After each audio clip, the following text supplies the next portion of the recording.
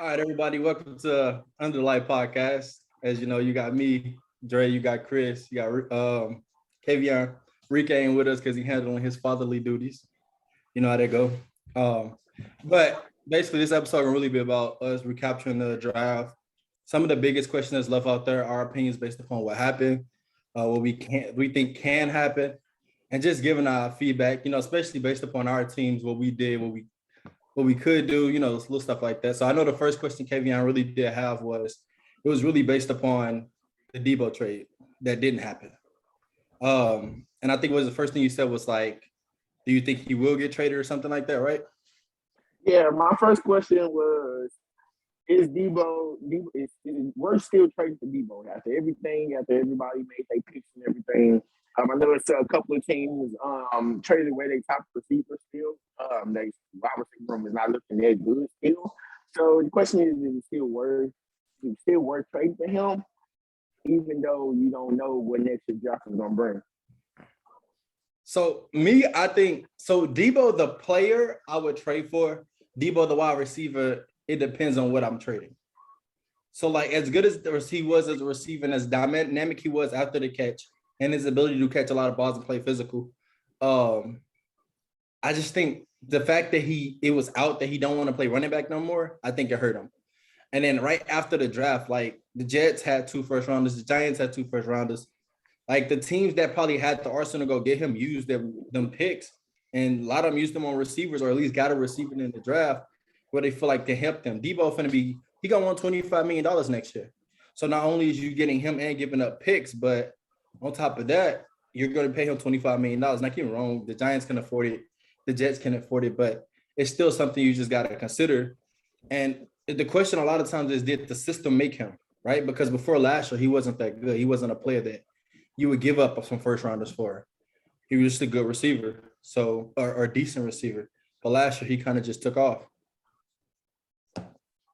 But you said like last year it was just a system. I don't think I still think Debo is an amazing wide receiver and everything. I just feel like he just don't want to be a running back. Like, let's be honest. What team did that whatever play, whatever you want to call it, what team did that the most? Yeah, see, I was gonna say, as far as Debo as the wide receiver, we haven't really seen him as like the top guy, top receiver, because in that system, the way he like plays in that system, whether that's running back, whether that's receiver, whether that's like he moved around so much, we haven't got a chance to see him as a number one. Yeah, he's the number one person for that offense, but like as a true number one receiver, we haven't really seen it. Yeah, and it's just the system. Like they move some. It's just like the Rams kind of like. It's not the same system, but it's a lot of swing passes. It's a lot of misdirection. It's a lot of like play action. It's a lot in that system. I mean, and I think that's the thing. Like, for me, I can't put on the tape and be like, and don't get me wrong, he has some good players, but I can't put on the tape and say, that's the play I'm giving up 2 first rounders for that they probably didn't get. That's the play I'm giving up a first round and a third. Like, you know what I'm saying? As good as he played last year and amazing, and I think the playoffs really boosted his stock, I just don't see you giving up that much for him. Now, if you're the team like the Jets, you have nothing to lose. But if you do trade picks, you're losing out a chance of getting that next Jamar Chase. You know what I'm saying? Something like that, because you went and got Debo Samuel. Jamar Chase, you line him up on the slide, you line him out on the outside, you believe he can get open against the best player. You've seen him do it against Jalen Ramsey. So he's already solidified himself that he can get open. He's a smooth route runner. He's explosive.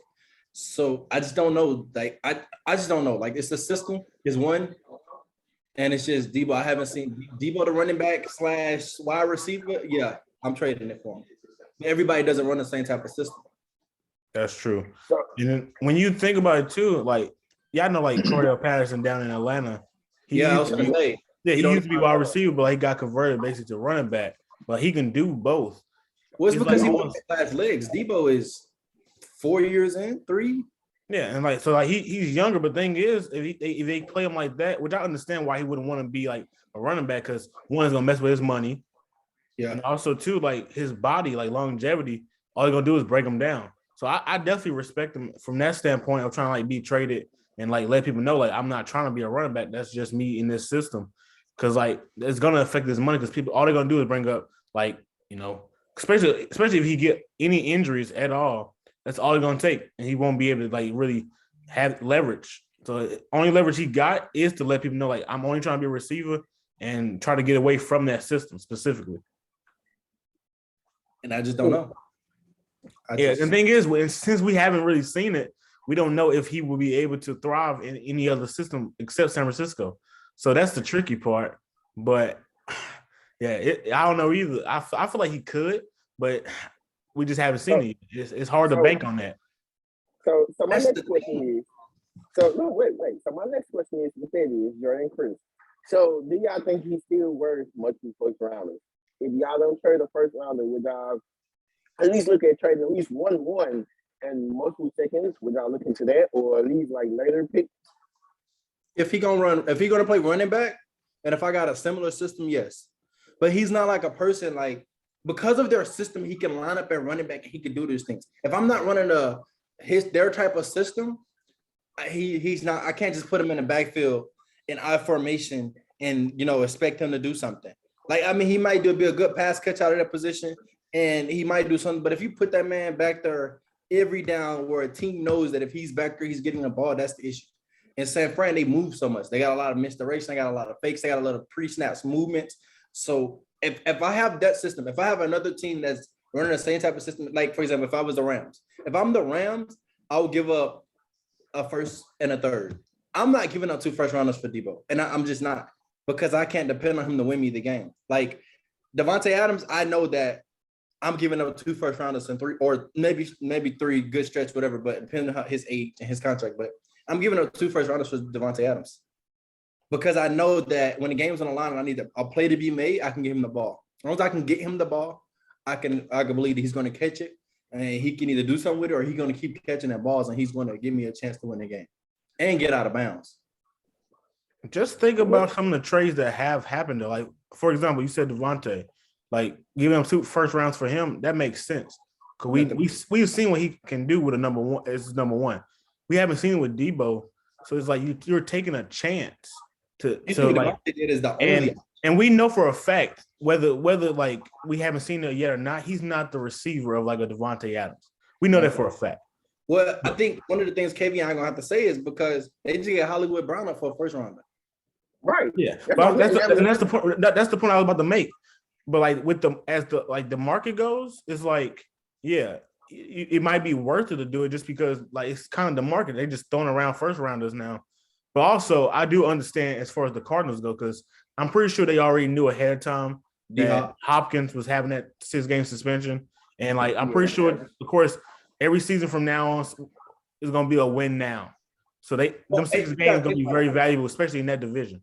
Hop is old. He's on his second, almost third contract or something. Like, he's getting older. I mean, get me wrong, he's still a dynamic receiver, but you got a person young that your young quarterback is going to have. And Hollywood Brown is about the same age. D-Hop's older. AJ Green's not the same. They drafted a tight end. He should be pretty well for them. But I understand that. And we'll be honest, right? We've seen Hollywood Brown. Last season, he had 91 catches. So we've seen him catch the ball. Now, he had a lot of drops. He has to focus on those and do a better job of corralling those, because he dropped some big passes like all season. Don't get me wrong. But huh? Nah, you don't keep going, because I was gonna say we're gonna bring up my next question about the AJ Brown and Hollywood Brown trade referring to this. AJ, that hurts my heart. I think AJ is a player I'm giving up multiple first round picks for. And he made Ryan Tannehill look good. AJ Brown is what people want Debo Samuel to be as a receiver. Physical guy, big guy, can great hands, and you throw the ball up there, he's going to go get it. AJ Brown's a guy, I can't believe they traded him, but he's a guy that I would trade 2 firsts for. And then I just think the Eagles, if Jalen Hurts, he's supposed to be from Bama, but he on the other side of that. But if Hurts can do what he's supposed to do and get the ball to Smitty, my God, like he can get the ball to Smitty or AJ, we talking about Michael Vick type level, because of what he can do with his legs. If he can just get the ball to his receivers. Yeah, this is gonna be one of those seasons, so like it's no excuse for Hurts. Like, of course, he hasn't been playing with them like forever, of course, like but it's gonna be like There's no excuse because you got the weapons now. You got them. The line. Yeah, and the line. You got the weapons. You got a line. So it's like you got to go out there and work. Like I know, and they in the division to like really the only competition they have is the Cowboys. So if you can't like beat up on the other competition, like the Redskins, I'm not Redskins, but the Giants got better. But they a little bit of a competition. I don't see the Giants doing anything. But as far as like anything else, Dallas is basically the only competition they have in that division. So you got to take advantage of that. Yeah, if you can get one of them games from Dallas and take care of the rest of the games you're supposed to, beat Washington. We might be sleeping on Washington because we've seen what my boy went to Indiana and did. Yeah. He can still turn him into, he might not be a Super Bowl champ, but he could probably turn him into a competitive team and a team that can possibly make a wild card game. Yeah, when he's streaking, he can win you some games, but he can also lose you some games. That's the only thing. But they do have, a very good defense, and it's underrated. They got my boy another weapon. Yeah, they did. But that's the thing. Like, but they still, even though they're still the better team, like the Eagles, so they got to take advantage of it. They might lose a few games, but like I predict they should at least try to go like 10-7. Like that's me. If like as far as like a successful season for them. For me, I'm finna say, be honest, like on paper, the Eagles probably got the best team. Dak Prescott is not as hyped up as he was. Now we actually see him. Yes. Losing Amari Cooper hurts them. Losing Randy Gregory hurts them. DeMarcus Lawrence is not the same DeMarcus Lawrence. We know that the number one will give you up 1,000 yards. So you just got to make sure when you throw the ball, make sure you're accurate because he's going to give you the plays. They say this is terrible. Like, let's be honest. Like, and they losing their offensive line now, right? Like, they're getting old. They're retiring. Zeke's not Zeke. The Eagles really may have the best team in that division if they can play up to what they can. It's all on Jalen Hurts. They got a better defensive line now. They got better quarterback room now. They got better wide receiver room now. And their line is good. So if you can go and Hurts can just get the ball out, get the ball to who you need to get the ball to, because Smitty going to get open, A.J. Brown's going to get open, or you can just put a ball in the window, A.J.'s going to catch it. So you can get them the ball, you can be fine. You don't always got to make the big play. If he understands that, then he can be special. Yeah, because it's almost going to be like dealing with the same problem that they have with Wentz. Because Wentz, he would have plays, but he wouldn't take the like check down or just go. He would try to like make the big plays. You can't always do that. And he'll learn that, but at some point you got to know you can't always have the big plays, even with the best, like some good wide receivers. Sometimes you just got to take the check down, give the wide receiver, give the tight end. So he'll learn that. But honestly, this is the year that they have to do something. They got to. I agree. They got to do. Well, it's not them, it's him, right? Because if he don't play well, and let's say they like one of the bottom of the barrel teams, you got C.J. Stroud, you got Bryce, you got quarterbacks. This next draft is going to be strong. Like quarterbacks, wide receivers, defensive ends. But see, and that's the thing though. I feel like they're gonna be just good enough that they wouldn't even be able to get them. The NFC in my opinion. NFC got worse though at the same time. Yeah. That's my like, but if we saying they're gonna be, possibly as good as we think they are, I feel like we at least win like at least like 6-7 games at the least. You gotta I'm talking about that'll take them basically out of getting like those quarterbacks in this next draft. They gotta win some games. There's a lot on Hurts' hands. Yeah. And that's my next question. Are you guys sold on Hurts? Because I'm not. I'm gonna be honest with you. And I'm not even an Eagles fan. I've never seen what they've been. I've never seen the hype in Hurts. Never seen it. I don't think he's worth it. I just don't think he's worth it. I feel he's worth it for what they can actually get.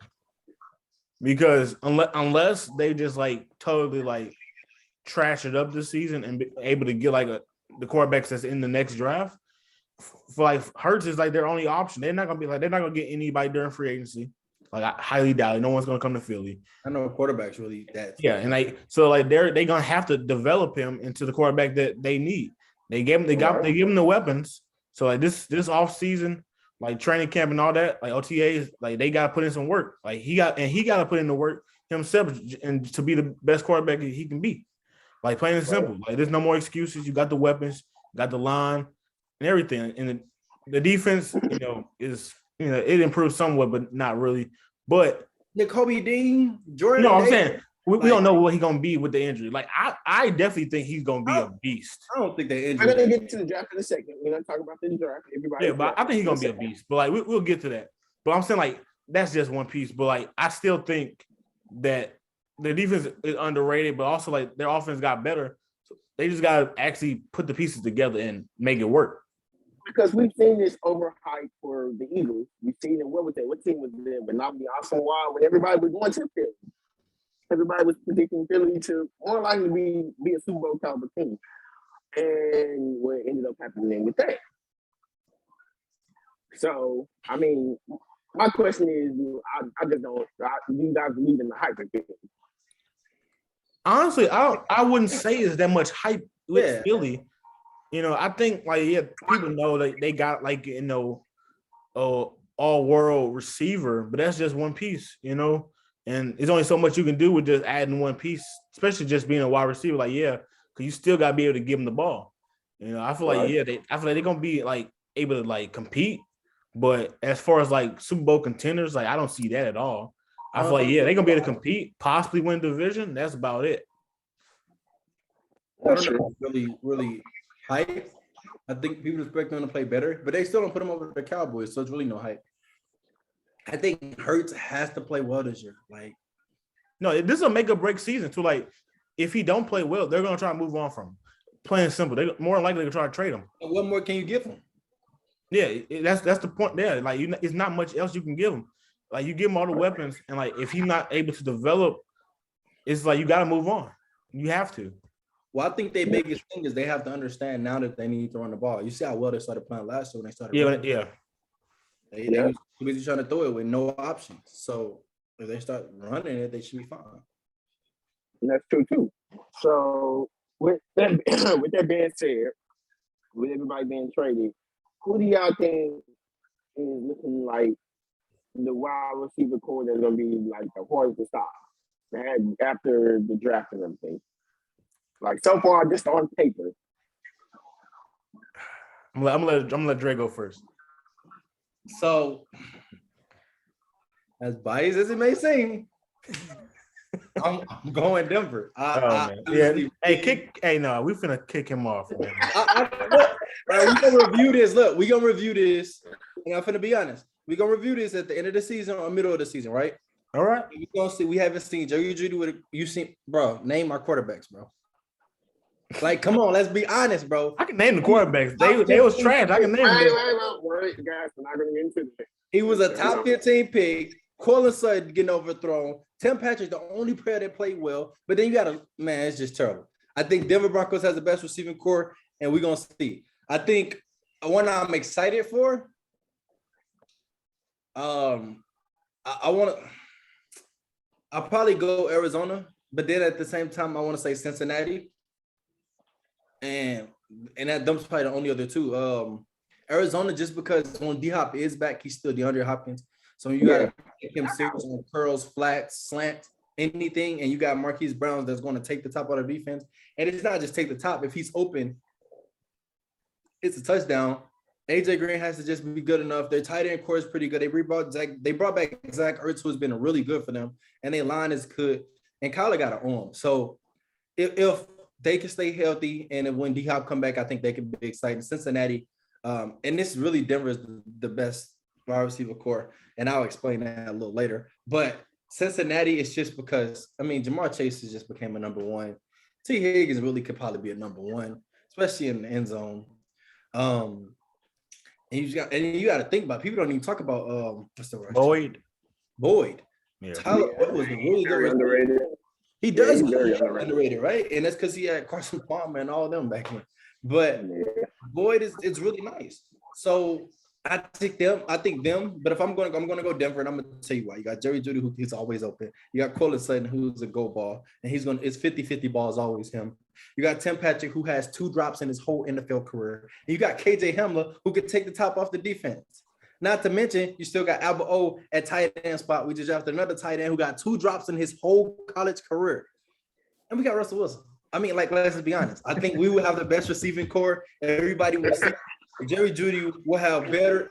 I'm calling it right now. Jerry Jeudy will have better numbers than Justin Jefferson next year. Are we calling that? Let me write this down. Calling it right now. And I'm going to tell you why the reason Justin Jefferson got the numbers is his quarterback is Kirk Cousins. You said Jerry Jeudy over. You're right there down because I can't wait till the end of the season. Yeah, write it down. Make sure you highlight it.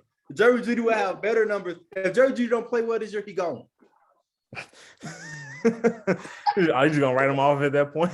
What can you got Russell Wilson? Just have off season sometimes, right? I'm not gonna write him off. Hey, if you ever watch Jerry, if y'all ever watch Jerry Jeudy highlights after this pod, go watch Jerry Jeudy highlights.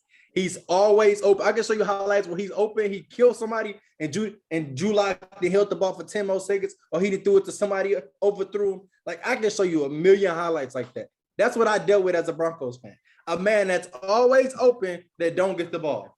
Yeah. All right. I'm glad we're talking about this. I'm glad you brought the Broncos up because the best receiving core is actually in your division. The Raiders. Oh, listen, the Raiders, they got Darren Waller,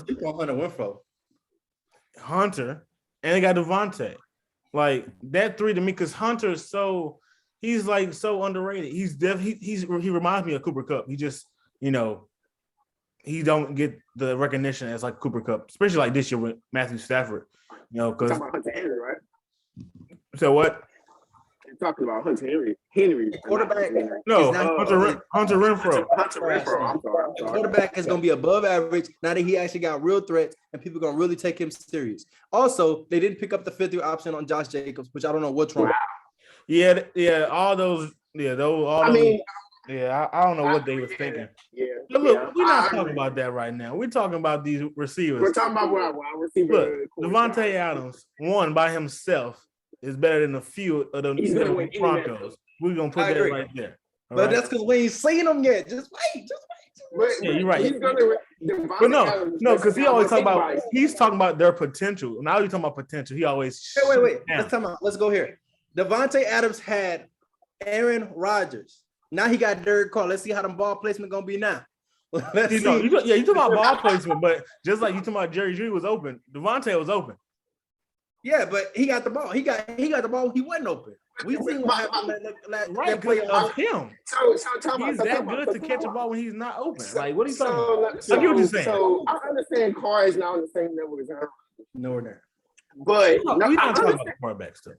I'm not talking about that. But I feel like Derek Carr is still a good quarterback that can get the ball to Adams. We've seen it. I feel like he come on, Dre. You're a Broncos fan, sir. You know more than I have that Derek Carr, if he really wants to turn the game, he can turn the game. So let me he has number one. He can't actually do it. I play Derek Carr twice a year. I watch him play the Chiefs and I watch him play the Chargers. So it's personal when I watch him. I love Derek Carr, but I actually hate him because he really does a really good job against my team. But one thing I will say about Derek Carr is when you eliminate that 3-step drop ball out, you can do something with him. He's one of the players that when he hits his back foot and the ball's coming out, then he'll pick you apart. But outside of that, like, let's see, can he extend? But at the same time, bro, with Darren Waller, they gonna always be open. So he might still just be the same player. I don't know, man. I still think as far as like the core itself is better. Like, we talking about the quarterback, of course. Okay, what about Miami? Miami. Jalen Waddle, Tyreek Hill, Mike Gesicki. I can't count them. I can't count them though. Why? One. Gesicki's not that good. No disrespect. Gesicki is good. No, Gesicki is good. But I'm saying, if you line them up, like you just line them up, no, it's the Raiders better than Miami. Like, I mean, the Dolphins have Tyreek Hill and Jalen Waddle and Gesicki. That's the top group. Yeah, if we're talking about overall weapons, just like Oakland. Well, taking they Vegas now, but they got Devontae Adams, Hunter Renfrow, and Darren Waller. Remember, they had Henry Ruggs. He's gone. But they still got Zay Jones. Zay Jones to be their slot. Come on now. No, I'm not. This comes from a Patriots fan. Zay Jones in Buffalo was pretty good. And now they got Hunter Renfrow. Hunter Renfrow, you're not worried about Devontae Adams and Darren Waller. Who you just say? Zay Jones. He's not even with them no more. He not? No, he with the Jaguars, man. He with Jacksonville now. Oh, he really ain't nothing. My bad. I was gonna make a case. No, but yeah, Zay was nice. He was cool. But he was decent. He was decent. I'm saying like he wasn't like that, but yeah, because Kevion, who do you think is the best core? I mean, don't say nothing stupid. I mean, honestly, like, Say something stupid. It's not that hard, bro. I have to say, it's a toss-up between Oakland. I'll say Oakland and probably Denver. Because Denver is nice all around. You, like you said, you got the top and you got slot. And we got a couple guys that's running home school stuff.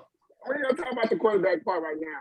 But you got guys that can get open and create separation. Not too many guys that can do that with all three phases. Both your outside wide receivers and your slot. Like, I like Oakland, but I don't know what Oakland is going to do.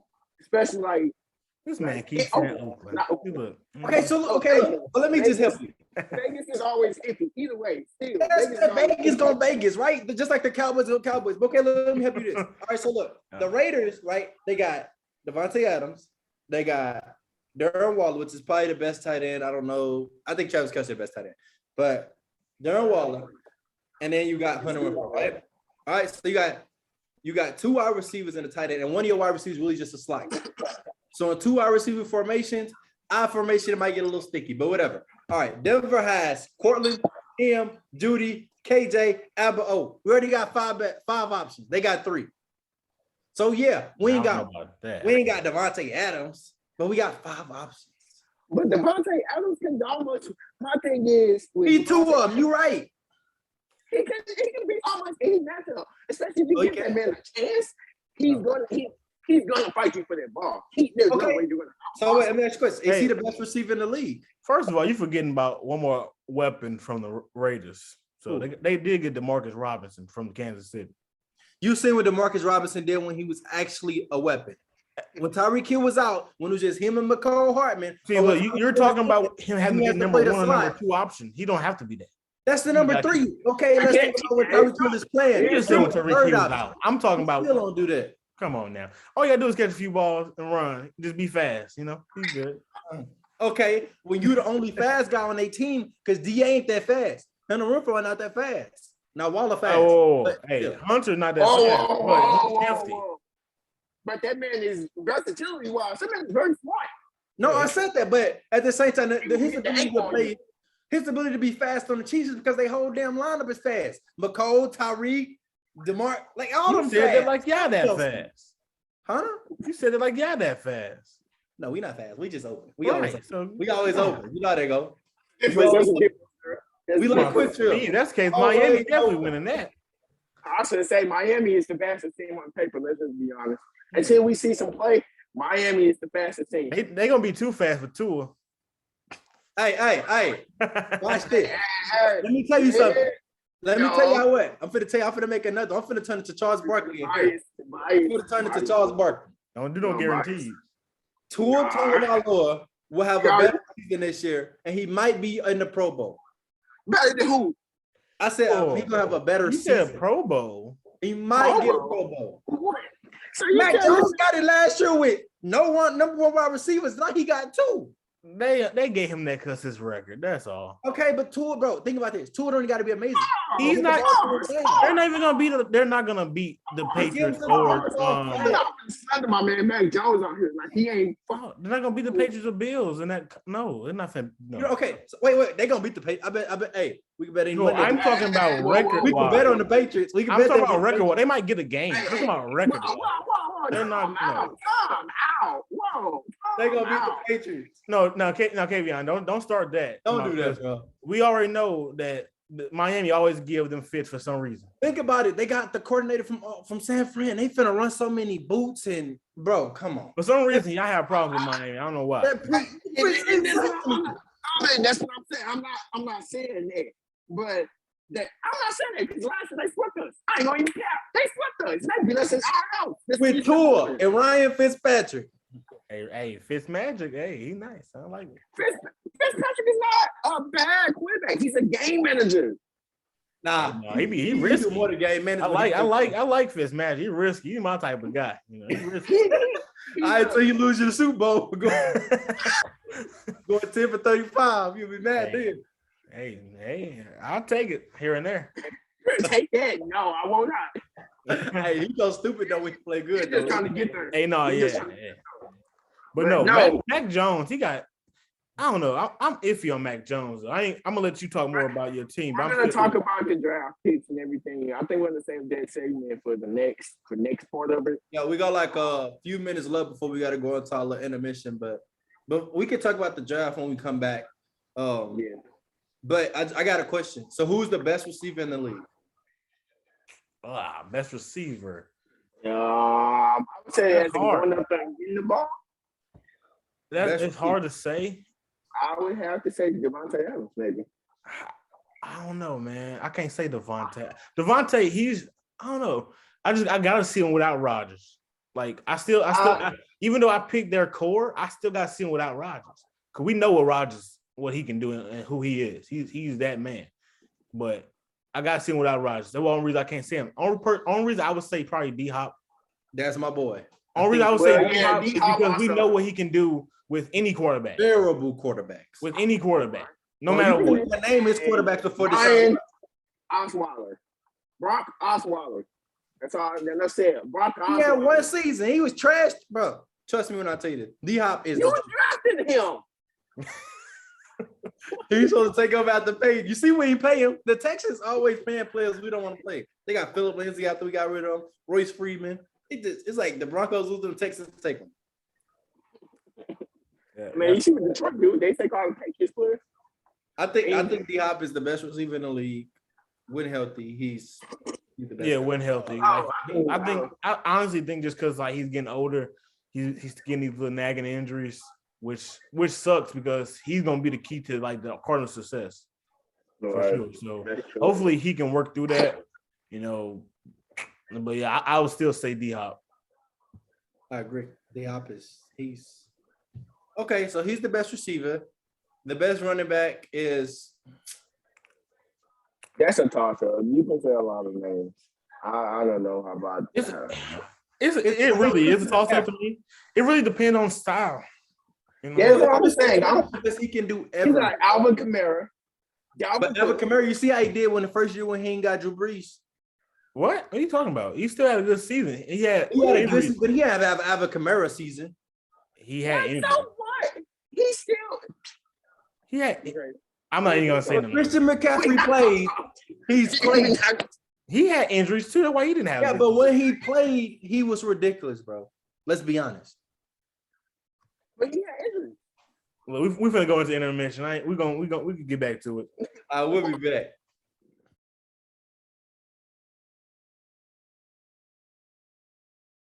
All right, we back. We ready. We came back from our little break. I had to freshen up. Everybody had to freshen up. But now we're really finna go over our teams, our draft picks, just the draft in total, the biggest deals, biggest trades, and our feedback. I'm gonna start because my boys. I'm not gonna lie, like we didn't have a first round, but in the second round, I was pounding the table for the boy from Georgia. I was screaming for him. This is before the news came out why he failed. But for me, it was him. I was like, if he was available, take him. Then we didn't take him. So we took an edge from Oklahoma, which he's a really good player. I didn't know nothing about him. I learned about him, did some research.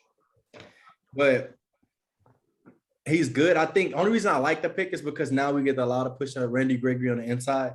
So when we have a NASCAR package or a pack where we need to rush and we need to get to Patrick Mahomes, little Justin Herbert, everybody love, and Derek Carr, and his three I think we can. Our tight end, he's a good tight end. I didn't know nothing about him again. He came from one of them schools that I didn't really watch. So I had to do it that way. But I mean, he was pretty good. He only got 2 drops in his career. So I'm cool with him. I'm rocking with him. I need to take a call. So go ahead. Yeah, my team. I was happy with my team. I ain't gonna lie. We got Chris Olave. That's a big deal. So now we got Chris Olave, Kamara, and Michael Thomas. Hopefully, off this injury, he have a good season. Even though like we probably don't got the franchise quarterback that we will want, in Jameis Winston, but I still think he can be successful. So I'm not really worried about it. He had a good start before the injury last season, but we got him. We also got our lineman out of UNI, just for like protection. So hopefully that helps Jameis. And then we also got a cornerback out of Tennessee. And so I feel like those picks going to help us improve, even though I'm just mad that Brady unretired. So, I made a bet. I made a bet with Dre initially once he retired. I said, the Saints are going to win the division. And then, of course, he unretired. I should have had my fingers crossed or something. But, yeah, I already know I'm going to lose that money, but he's going to have to wait till the end of the season to get that. So it goes back. Yeah, so I'm gonna you go ahead. You go ahead and go. About your picks, then, man. Go ahead and go. Well, as a Patriots fan, as everybody knows, all Patriots fans still. We traded back. Wasn't expecting it. It was expecting to pick at 21, but we traded back, picked up Strange. That was a very strange pick for us. I didn't know anything about him, especially out of Chattanooga. I was informed by my peers, right? That he only allowed one sack the whole time he was in college. So Pats fans, we got something to be happy about. Hopefully he is pretty good and everything. Tyquan Thornton, we picked up him. I feel like that was a good pickup for Mac to give him some weapons that could create separation and give him everything. Because I feel like that's going to help out with Bourne and Jacoby Myers. I feel like he can probably play slot or something if you need it, or probably go to that outside wide receiver if you could be. The third pick, and I know our fourth pick, I know the third pick was probably for like special teams more likely because our best special team is getting ready to retire. Our fourth pick is another one I'm excited about. I think his name is Marcus Jones. I feel like he's going to be a good quarterback. A lot of people say a good cornerback. A lot of people say he plays like J.C. Jackson. He sets his feet. He knows how to use his body. He's a physical cornerback. He get you interceptions. He get you pass breakups. I feel like he's going to help us overall as because I feel like last year we didn't have any depth. We didn't have anything we were injured, so didn't have anything to really compete with anybody, especially like if they was just fast, he was getting burned. Especially if you can keep the quarterback in time, he was able to be a lot more mobile, as we saw with Allen. Yeah, it was just a game over at that point, especially if they control the line of scrimmage. So, I mean, I feel like we made a couple of reaches. I would give it overall C+, but I feel like I feel like it's okay. I just have to wait and see like what of the game day what these actual picks do. Yeah, see, with the Patriots, I can never really judge them off their picks because, like, I know what Bill can do as far as coaching and helping develop players. So it's like you might question it initially, but like it seems like he always get them to buy into like the system and to play like within like that culture. So it's like you can't really judge it until like, you actually see it. Like some picks don't pan out, of course, but as far as like I have to give him the benefit of the doubt because like we've seen what he can do as far as coaching. So I can't really judge it really until it happens. But some of those picks, sometimes can be questionable with Bill, but it's like you got to give him the benefit of the doubt. Yeah, and I feel like I mean, at the being a Patriots fan so long, I kind of give Bill the fair. I was mad. I ain't gonna lie. Yeah, going through my Twitter, I was mad. I'm like, bro, I stayed up for this. Like, bro, I was heated. Don't get me wrong, but I mean, after sleeping through it, I kind of felt like it kind of was the best way to go about it. Because wide receiver wise, like there were still going to be some guys that were going to be on the second board. And I felt like that was a really big need because we traded away one of our best guards. So I feel like that was a really good pickup, especially if he pans out too. It's going to be like the skill of the draft. Especially Tyquan Thornton pans out, and then Marcus Jones. I mean, we all know the Patriots are good for drafting, especially late round picks. So especially turning fourth and fifth round picks into some really good guys. So I mean, I just say you just have to watch and see what happens once these guys get on the field and everything. We can't really just go off of what happened in college and everything. We just have to wait till game day and see what happens. Yeah, that boy Cole Strange, he don't even wear gloves. That boy got just bare hands. Yeah, I mean, that's a Jesus person right there. That's what I'm saying. Like as a lineman, he don't even wear gloves. He just bare hand. So that's a Bill type of guy. So I ain't gonna. So if Bill sees some promise in him, you gotta rock with it. And yeah, that's why I said that. You gotta give Bill benefit. Dre told me that he only allowed one sack. Well, we think of the last 4 seasons or something like that. So yeah. I mean, I'm gonna give him like wait till the year, see what game day brings. You never know. Like I mean, I understand a lot of guys don't want, like a lot of teams don't pick the players that they want and everything. So like we still like them guys made it that we didn't, and we're all still at home. So like we can be mad, but we just still just roll with it. So I didn't hear what you said, Chris. I had to take a call. My bad. But so how did you feel about the Olave pick? Oh, I loved it. For the most part, I feel like, it helps give our offense another weapon, of course, but also just somebody can be on the other side of, Thomas, and also we got mostly our entire core, like receiving wise, back for the most part. Got Deontay Harris back. So like, I feel like it's going to help us. Jameis, he's good, but eventually I feel like 30.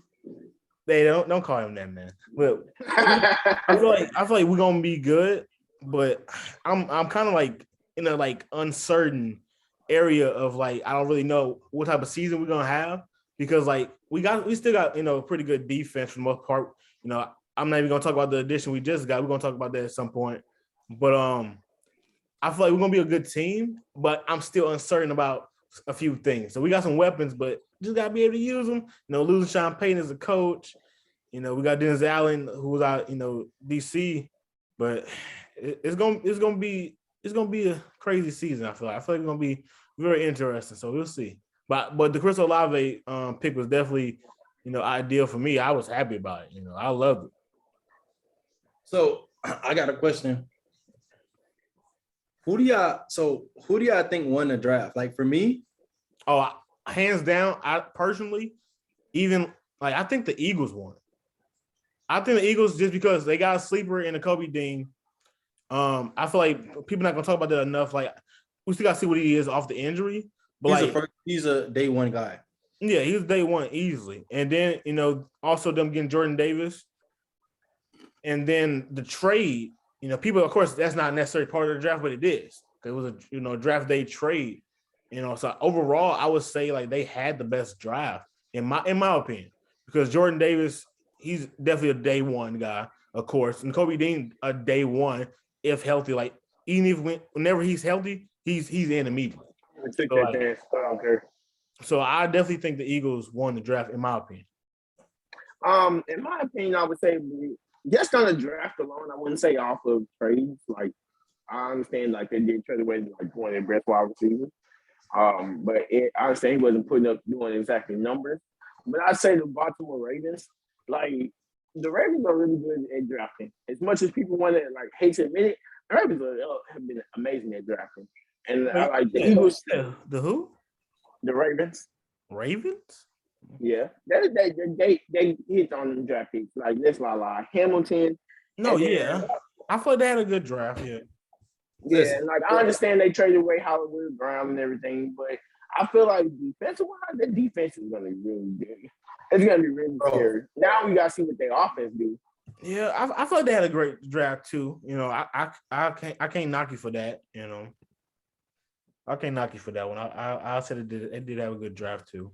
Just off the draft alone, I wouldn't say as with the factor in the trade, but off the draft, the simple fact alone, they was able to get key guys that's probably going to be a day one starter or at least impact some depth some type of way. I feel like that's going to help them a lot. Yeah, so only reason I wouldn't put them above the Eagles is just because they improved drastically defensively. Yeah, they got I know they got dude out of Michigan, Kyle, and they got Kyle Hamilton. I know they got also like a line, But like personally, offensively, I don't think they really did much. So okay. Let me help you. So one, I hate that they did not give the Ravens offense any help. That's why I can't say they won the draft.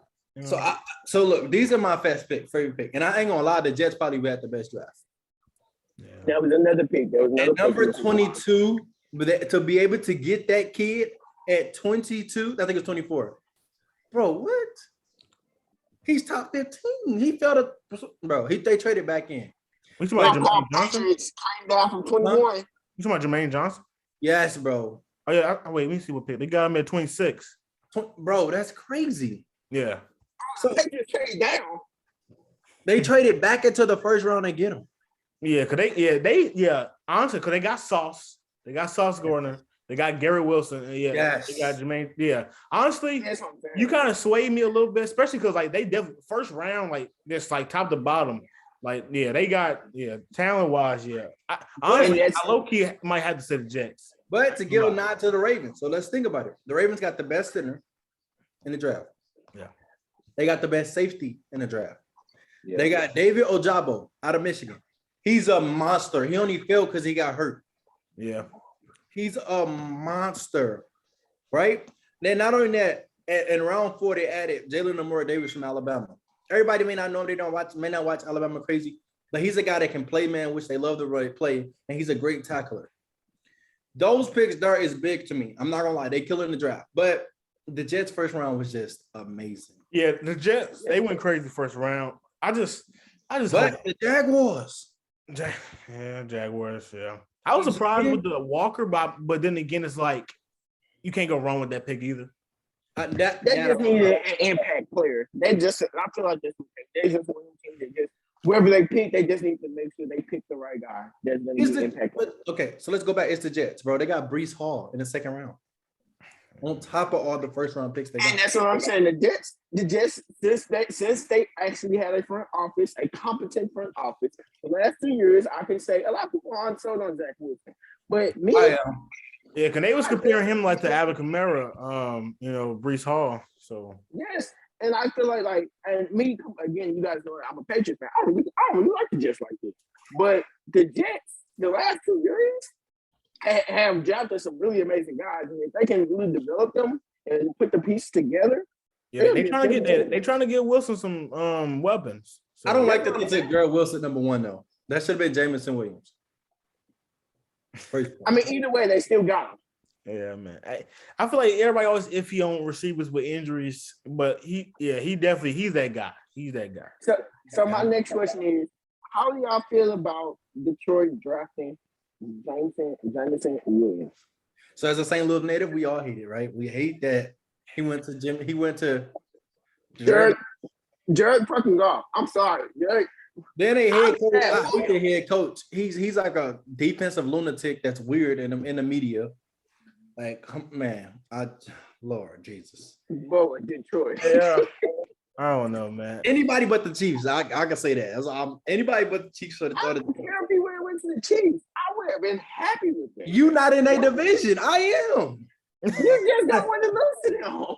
Yeah, okay. You don't give Patrick Mahomes more weapons. He got another weapon defensively. I don't care about that. As long as you don't give him no Jameson Williams, he can take whoever he wants.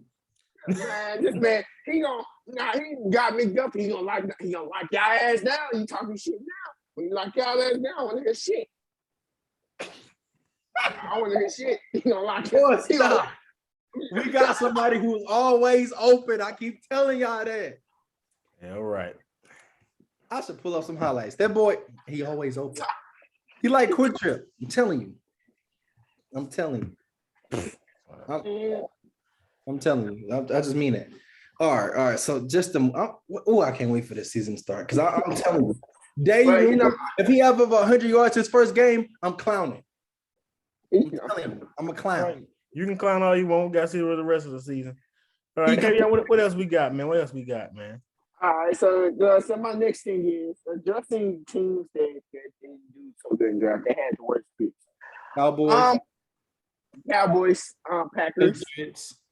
Yeah, I was gonna say the Packers personally, just because. Oh, Packers made a lot of reaching. The Packers. He's on the Chargers. What you gotta say? Get that off your chest, Kevin. What you gotta say, man? Hey, man, the Patriots made a lot of reaches. I know they wasn't media loved picks. Nobody cares about that. DB made picks that was going to benefit the team, not suck you guys off or whatever. Well, you just said you was mad going to sleep that night. I was mad. But He was mad. I saw him in a group chat. That's before I actually thought about the pick. We did trade away one of our best guards in Cash Mason. So that was a major hole for Matt Jones. I did not want our young quarterback ended up like Kevin Lawrence. And you lost PC. Man, I just don't think they had that in the draft, but we'll got to see how they come out. That's why I said I can't be mad until we see, because again, a lot of the Patriots, let's be honest, a lot of the star players on the Patriots are made up. They're from the later round picks. Let's be honest. They're from the third. The Patriots don't have no first and no awesome first rounders. Let's be honest. So like all of their picks are from either undrafted free agents or later round, fourth or fifth round picks. Yeah. Me personally, I just don't know what the Packers be doing every year. I feel like they just sabotage Rodgers every year. Bro, they hate him, bro. They sabotage this man every year. He talking about something. He got on a thing and he was like, "Oh, I knew they wasn't going to go wide receiver because the guys that we want was off the board there, and so they took defense. And they got some. Their defense should be better, but bro, this man got you traded away arguably the best receiver in the league. He number 2 to me, but best receiver in the league, arguably, for a second round guy. You ain't get no. Yeah, because they got him a receiver, but I don't think he's gonna do much. But we'll see what he do. Somebody out of Nevada, I think Romeo Dobbs or something like that. I'm not familiar with him that much, but they did get him. They're not making the playoffs. I'm calling it. I don't know about that one. You're tripping. They're a whole division. They gonna make NFC trash. They division trash, and it's Aaron Rodgers. He might get MVP with no receiver. Aaron gonna win the games by himself again. By himself. Yeah. So. Huh? They can't catch. I don't think nobody on the Packers gonna catch. Well, I told you the only team I feel like in that division that could give them a run, but I don't think it's gonna happen is the Vikings. Yeah, because they got Kirk Cousins. He's trash. I don't understand. They got the weapons for him. He's horrible, but he's more consistent, but he's trash. Like, I mean, he's not trash, but he's not a game. He's like a 220 yard per game quarterback. Like, trash. Maybe 400 on a good night. Georgia, so just a quick throw in, the Heat are beating the Sixers right now. Yeah, I'm aware. We knew that. That was. Hey, don't say that. My guy Embiid. I'm saying that's yeah. If Embiid was playing, it'd probably be a different story. Yeah, but we know he's not playing. That's why I'm saying. Like, we knew that. Like, that's. Yeah, man. But they're only down 6. Because James Harden's a bum now. Hey, look, don't do that. He's not a bum, but come on, man. He's not worth $40 million. Don't do that, man. To be the second best player on your team. Sometimes third when Tyreek Maxey show up. Yeah, Maxey having a cool game, I think. He's from Kentucky. We do this. We do that. You know that. Yeah. But back to the draft. I just think the Packers hate Aaron Rodgers. I don't think they got when they drafted them 2 defensive tackles, bro, in the first, them defensive guys in the first round. That's how they hate him. I swear on my life, I was watching it right here on this TV, and I said, "Oh, they hate that man." Hey, but look, like y'all been wanting, he got a better defense. But you know what's crazy though? Because it's funny you said that. It's like I truly don't get like what they're trying to do or what they're trying to prove. Like the rumor, they said that they offered him the money, but boy, come on, bro. They offered you the money. He might have still left if they did because Aaron Rodgers got 1 season left and I can go lock up before with Derek Carr. So it could be that situation, but bro, come on, bro. Y'all offer him that paycheck. I just don't see why they couldn't just get him a weapon. I'm getting at that, bro. You got to trade up in that first round. Yeah, you got to trade something. So my question is, what did the Packers? What all did the Packers get back from the Devontae Adams trade? I think 2 first rounders and some other picks or something like that. First round for this year. So why didn't I wouldn't trade them. But they wasn't that high though. They traded with the Raiders. The Raiders was they in the playoffs or they game away? No, they didn't make the playoffs. The Raiders didn't. So they was a game away because remember they lost. You said the Raiders? Yeah, Raiders. Yeah, No, the Raiders made the playoffs. Oh, so yeah, that's why they pick was so. You know what I'm saying? They bad. The pick that they got from them was bad. You packaging both of your ones in this year for a higher one. No, I would take. I'm not packaging both my ones. Who else are you going to trade from the Packers? Ain't nobody in this draft at wide receiver is worth 2 first rounders. Yeah, I don't know about that. I'm not trading 902 ones. Not 2. I'm gonna give it one. Just one of my ones is probably a third or something to get up. Like for example, you see what Philly did. They was willing to rather give like some picks up for somebody who's already established than someone they don't really know about. Like in the there's a good draft of receivers, but I ain't gonna go that far to give up 2 first round picks. But still, you could guys gave up one or some late round pick, or you could trade for a guy that was already established. Like, but I'm saying, yeah, who yeah, I know everybody been throwing like Debo's name around for like the Packers, but I highly doubt that happens for them. I'm not giving up 2 first rounders this year for Debo. Yeah, I'm not. But I'm saying that's the only name I've been hearing circulating. But like, I don't know anybody else that would even be willing to even go there. I mean, not first round talent, no, but like I know like some second round, third round talent that could probably go, maybe fourth rounder. There's nobody. I just don't nobody. I mean, if you want what you want? You want speed? I don't know if it's Andy Isabella is like a speed type guy, but Andy Isabella. I mean, he's better than that. Well, man, we finna change this stuff. I got a question myself though. For y'all. Took Tyquan Thornton. I got a question for y'all though. What y'all think about Malik Willis going to the Titans? I like it. He's better than Ryan Tannehill already. They gonna be so nasty next year. He's better. But of course, Tannehill not this year, next year. Oh yeah, of course, Tannehill more than likely, but like depending on the season Tannehill have is gonna really determine whether he get in to play this year or not. Oh no, wait, I'm tripping. I'm thinking of the wrong team. No, AJ Brown. They're gonna be. They're not making the playoffs. Wait, Malik Willis went to the Titans. Yeah, I'm pretty sure that's where he went. Who did the Falcons take? They got you talking about. I know you talking about dude from they took Desmond Ridder. They should switch that around. When he was in Atlanta. Oh yeah, Atlanta is a better fit for him. That's why just like city wise and like team wise, because they got weapons. I don't know. Yeah, I don't know. I don't believe in Ridder. If you put Malik Willis next season after sitting the season, and you put him over there with Calvin, man. Calvin said Calvin kind of seems like he don't want to stay in Atlanta. Though. Why would you not want to be Atlanta? That's a great city.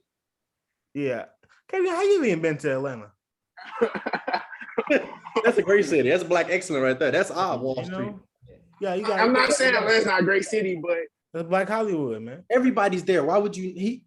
Matt Ryan gone, so you get a new everything pretty much, a new coach. I mean, you got a tight end and Kyle Pitts that come in. It can be crazy when you get to really build a team around you. No, for sure. Yeah, absolutely. Yeah, that's what I don't like that. Okay, so going back to your question, my bad, because I thought I prefer him to be in Atlanta because that'd have been so fun. But Tennessee, I'm not really talking about just like the team itself, just like because Kenny Pickett went before him. I ain't like that. Yeah, I thought Malik Willis should have been the first quarterback off the board. Which these quarterbacks not like the better classes like how next year's draft is going to be. But I still would have picked Malik Willis to go first. And the crazy part is, all the projections had him going as like the first quarterback to go off, and then like he dropped all the way I think to like what, third round. I just don't get it, bro. Why? Yeah, it's crazy. You paid Trubinsky. I just don't get it. I don't know. Well, I don't know what my boy Tomlin doing over there. I don't know. Yeah, but you get Malik. Wow, get him. But it was a lot of like talks about just like Pickett being from Pitt. He went to Pitt, and like I'm saying him being like he played at Pitt, and like they seen him like up and close to personal like. So I feel like they was more familiar with his game than probably Willis, who played at Liberty. That's kind of what I heard, but like I'm saying, I get it. But then again, I would have picked Willis. They just want another Big Ben, somebody they can just get the ball there, throw the ball accurate, bro. Malik Willis, bro. Man, listen. Malik Willis in Tennessee. I like that he got drafted. I feel like he should have went earlier. My dream scenario would have been him in Atlanta. On another note, I absolutely hate what Tennessee just did to him because I don't know who Tannehill finna throw it to. Then they drafted wide receiver in the first round. Don't get me wrong, and he's a decent. And he's basically he's just another AJ Brown. Don't get me wrong, but that's funny. I gotta see him play. But man, if you could have dropped AJ in him, and we talking. But not just AJ, and then you got this old man Julio. I think they released him, matter of fact. So they didn't got Julio no more. Yeah, honestly, I don't even know who their receivers are. Just him. That's all I know. I got a friend I work with. His name, I work with him. He said they really got no wide receivers for real. None. They said the line is gonna be having one. Trash. He said the line is trash, hot bun. He said he sees them rebuilding again. See, that's good because the good part I like about them being trash, right, is because the Colts. No, they got Marcus Mariota. So once somebody from that whack division got to make the playoffs, but outside of that, nobody else. The Colts is gonna make it either. I said even before all this went down that I thought the Colts was gonna win the division, and I'm definitely thinking the same thing. You know, yeah, I'm doubling down on that. So. Who's that quarterback? Mariota. Who? Matt Ryan. Yeah, Matt. You know, Matt Ryan. Matty Ice, baby. The Colts gonna win. Yeah, and they got a nice receiving court. Jonathan. But I thought they had a chance to win the division even with all that. Cause I just don't. Tannehill. It's not that I think like Matt Ryan is just that much. He's not gonna win a playoff game, but he'll make the playoffs. No, Ryan Tannehill is not. Yeah. They're not gonna make no noise in the playoffs. They're gonna. The good part is the Colts gonna be good. 3 teams from the AFC West can get in because they're gonna be trash. The only problem I have, only one, is the AFC North. I know the Browns gonna be there. I know the Ravens gonna be there. I know the Bengals might be there. So that's the problem. Outside of that, I don't care about nobody else. Because in that division, bro, Bill's gonna win the division. Unless they lose every game without my boy, the Browns, then I feel better. But if they don't, they win 1 or 2, and he come back and win them like 6 or 7, then they looking at like a 9-team win, 9-8. They can still make a wild card. Patriots gonna be the best team in the AFC. The Patriots will not make the playoffs. Yeah, they're not making the playoffs. They're not making it. I'm sorry. I don't think they made the playoffs. Buffalo's gonna win the division. We gonna have hope. We ain't gonna talk about that shit. We might not win our division. We ain't gonna talk about that shit. Who do y'all play? What division do y'all play? I don't even care who they play. They're not making the playoffs. They're not making the playoffs. Yes, all right. Y'all don't have a hangover from getting destroyed by the Bills in the playoffs. That's gonna linger into this season. Mac Jones don't believe in Mac. I do, but Mac I just Jones know what's on the average. other side of that water. I'm sorry, Mac Jones is average, man. Whoa. Oh, what? So y'all really think Mac Jones that good? Bro, Mac Jones with receiving options can be nice. He better than Wilson. What? Wilson who? What? He better than Wilson? What Wilson? Come on, from New York? Yeah, he better be. Oh, okay. Because boy, I thought he was tripping. He said Zach Wilson. Okay, but even that, Wilson definitely got a higher ceiling than Mac Jones, though. Don't make them faces. He leave New York. If you only reason you feel that way is because he plays for the Patriots. If he plays for another team, you feel like that way because Zach Wilson got a bigger arm. I don't think Zach Wilson that good. I'm just saying he's better than Mac Jones. Mac has a way accurate arm. He's more accurate. I'm talking about, bro. Zach, though. Get Mac Jones some weapons. He gonna ball. Mac Jones got a mug that can get open. He got to worry about nothing. That man's gonna throw that ball up. Did you see some of his ball placements last year? Look, all right. This season, I promise you. I promise. First of all, they just got Zach weapons. So we finna see what Zach. He finna get unleashed. He just didn't got no offensive line. What you talking about? Okay, you're right. They don't. But guess what? He got more weapons though. He got more weapons than the damn Patriots. Zach Wilson team did have got a way better offensive line than them. But who they receivers? You better not say who they receivers? Jacoby Myers and Kendrick Bourne.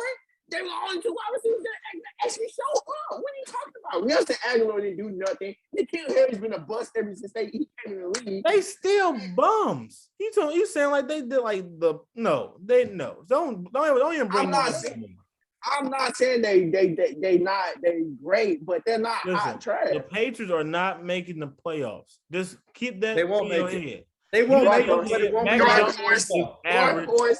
Mac Jones is gonna be a little slightly better than Kirk Cousins in his career. Correct. Now, whoa. We're not gonna get to that. We're not gonna talk about that. Because I just don't see it, man. I don't think he's like people. Everybody thought he was going to inherit Tom Brady's team and he's going to be the next Brady.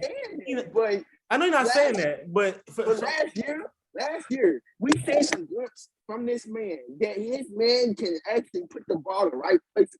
Hell, the Cowboys game, the Buccaneers game. Hold on, wait, KVI, let me help you, man. Let me help you because he's tripping now. How many games did you watch of Mac Jones in New England? I watched a nice amount of them.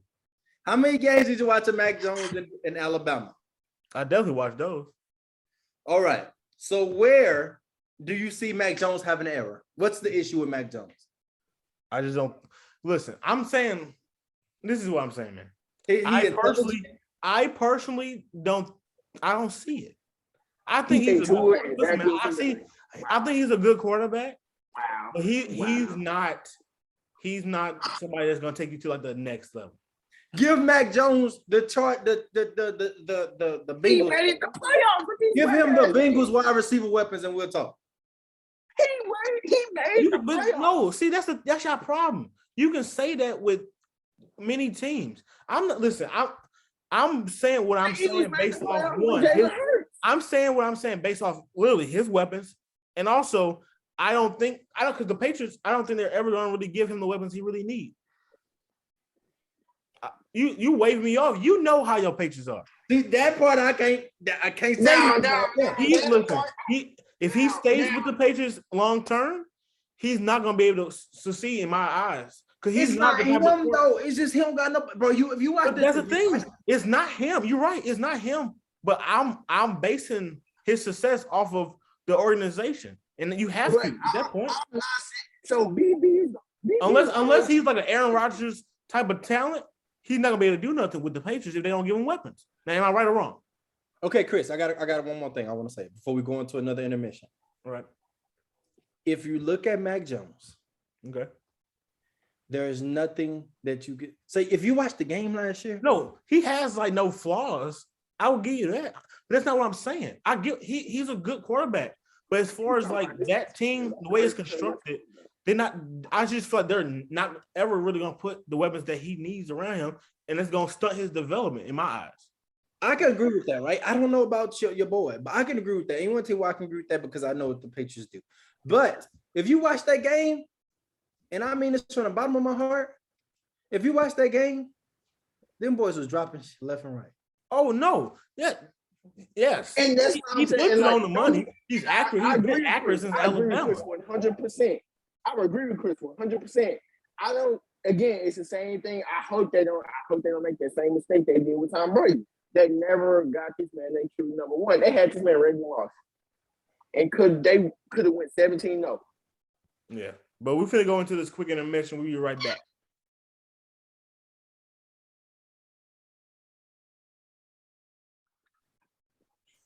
All right, we back from our intermission. But back to what I was saying about Mac Jones. Because we just had this little dispute somewhat during the intermission. But so what would y'all rank Mac Jones as a quarterback in the league? He is top 20. Top 20. Out of 32 teams in the NFL world, he is top 20. But I'm saying, look how that sounds though. Top 20? How does that move the needle for a team? What do you mean? Look who else is out there. What are you talking about? Top 20. If you say top 20, how is that not average? What? No, KVI. I don't care how you slice that. I don't care how you slice that pie. If it's 32 teams at 16, you become average. How is it not? I'm just saying, how is it not average? Listen, I know it's his first year. It's only been 1 year. Okay, wait. I'm gonna get some names. I'm saying, but look at the other standards that we hold other young quarterbacks to. Even Jalen Hurts, this is like a make and break season. Like his I'm just going. Hey, let me just get some names. We're gonna go back. Jalen Hurts is the top 20 quarterback. All right, listen. Wait. All right, Dre, do your thing. Is he better than Matt Ryan? Who? Answer the question. What are we talking about? I want you to answer the question. Is he better than Matt Ryan? No. The fact that you even hesitated, you know he's not better than Matt Ryan. And I don't care how old. Matt Ryan should get enough respect, or I'm gonna say no. He can be. Yeah, I should say Matt Ryan. He can be. To the He's not currently better than him. So I'm not gonna say that. So Matt Ryan. Okay, so that's one. Matt Ryan's better. He's not better than Russell Wilson. 2. He's not better than all of the established. Wait. I'm just going down the list. I'm going down the list. Aaron Rodgers, 3. Patrick Mahomes, 4. Tom Brady, that's 5. Josh Allen, that's 6. Ryan Tannehill. He better. I feel he better. I'll say give me Mac over Ryan any day. I'm not gonna lie. All right, so he better than Ryan. All right, Dak Prescott. No, not better than Prescott. I mean, as much as I hate the Cowboys, just going off for 1 year. Just going off for 1 year. No, and right now, no. He's never had weapons though. Dak has never did nothing that amazed me. Nothing. Right, no. But he's better than Mac. Dak is always lead running back, a bunch of receivers. Like, man. But the one thing I give Dak kind of he's getting to that point where he should know where he's been in the league long enough to I can be able to predict, because he's getting that mentality where I've been in the league for a good minute, so I kind of know what teams gonna try and do to stop me. All right, so just raw. Okay, I'm not gonna give him over Dak. So we got 7 so far. 8, I think. 8 with no Dak. Matthew Stafford. No. Consider Matthew Stafford just won a Super Bowl? No. All right, so that's 9. Kirk Cousins.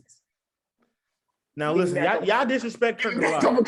Kirk is inconsistent. He's not better than Kirk Cousins. In all honesty, though, as much as I don't like Kirk, he's not better than Kirk Cousins. No. You know what? I'm gonna give Mac over Kirk. Why? Because Kirk has Stephon Diggs and Adam Thielen. Then he had Adam Thielen and Justin Jefferson. And they had good seasons. But the point is, with those good seasons, what did Kirk give you? Because he's still average. He's just averagely better than him. If you give Mac those weapons, I think Mac is better. Give Mac those weapons that can create separation. You know how many people you can say that about? All right, so we're gonna. I'm talking about currently. All right, keep going. 2 out of 3 think he's better than Kirk. He's not. Is he better than Jimmy G?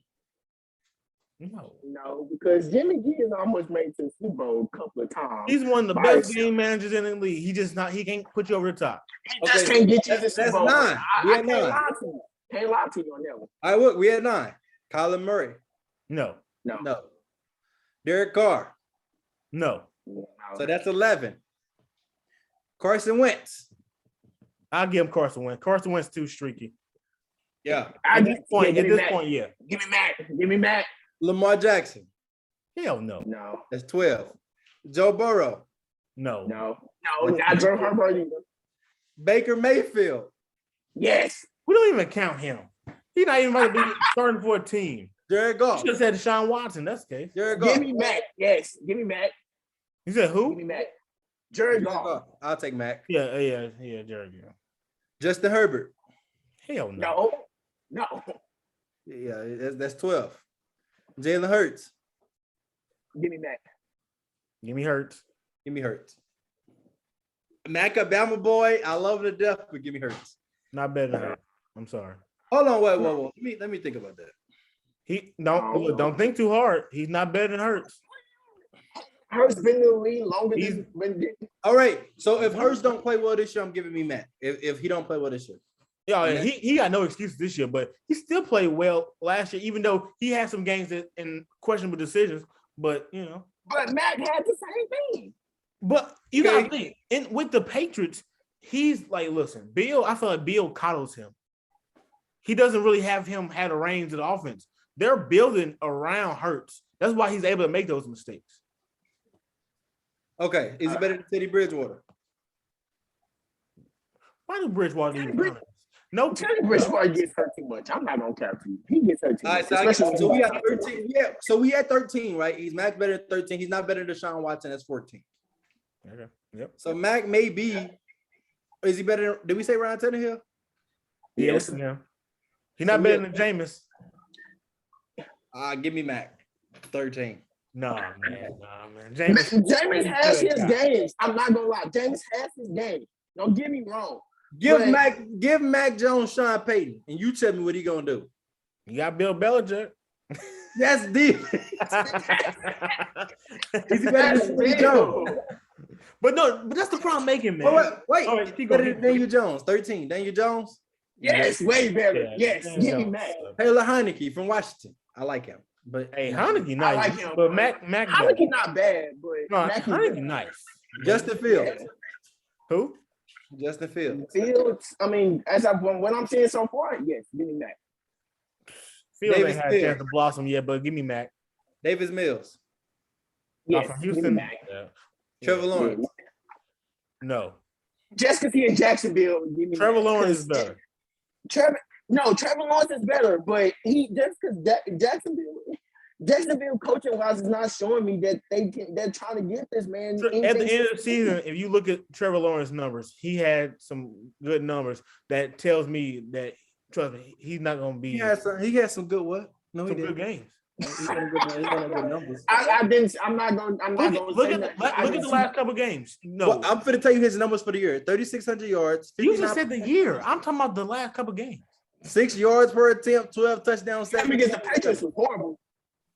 But okay, so Mac is 13 right now. Sam Darnold. Oh, Mac.